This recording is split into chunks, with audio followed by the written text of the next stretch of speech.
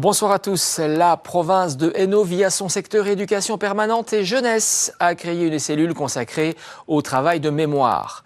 Pour la mémoire, c'est son nom, a pour objectif que la province de Hainaut devienne un référent en la matière et que les générations futures n'oublient rien de ce qui s'est passé durant les grands conflits. Incontournable, l'exposition Animation pour la mémoire l'est devenue depuis des années. Tournant de ville en ville pour poser ses 6 mai cette année à Ath, elle vise à sensibiliser les jeunes à une partie particulièrement noire de notre histoire récente, la Deuxième Guerre mondiale et les horreurs que les nazis y ont perpétrées.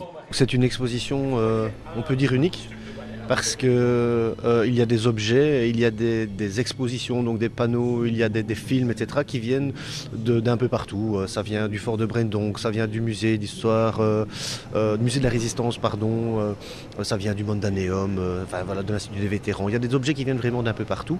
Et donc c'est ça qui en fait sa particularité et quelque part sa richesse. Et on a approfondi énormément de choses durant cet après-midi. Nous en avions déjà parlé à l'école, entre autres, mais pas aussi approfondi. Ici, on a pu voir les choses réelles.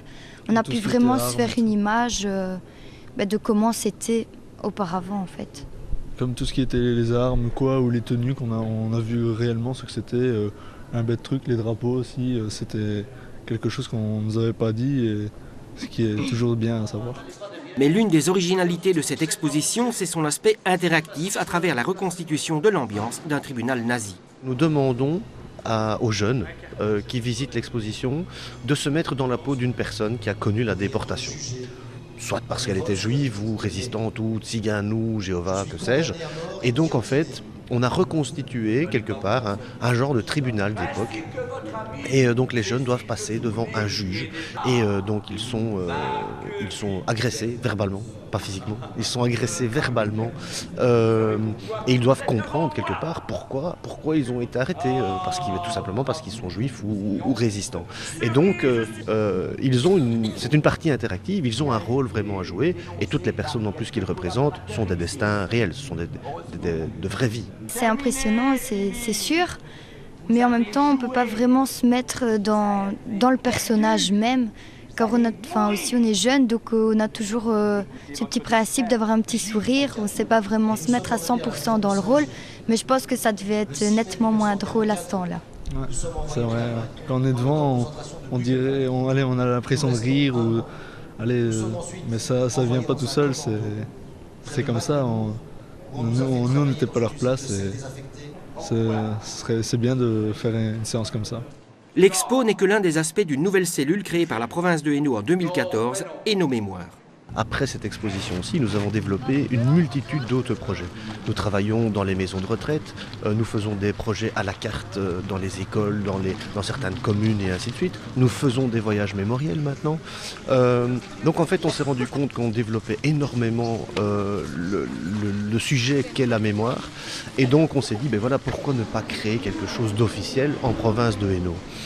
La mémoire, ce n'est pas uniquement 40-45, c'est également 14-18. Nous arrivons vers le centenaire, mais à l'avenir, ça peut être le Kosovo, ça peut être l'ex-Yougoslavie, ça peut être le Rwanda, ça peut être plein de choses. Et donc on s'est dit, il y a quelque chose ici à faire, que l'on peut faire de manière officielle en Hainaut.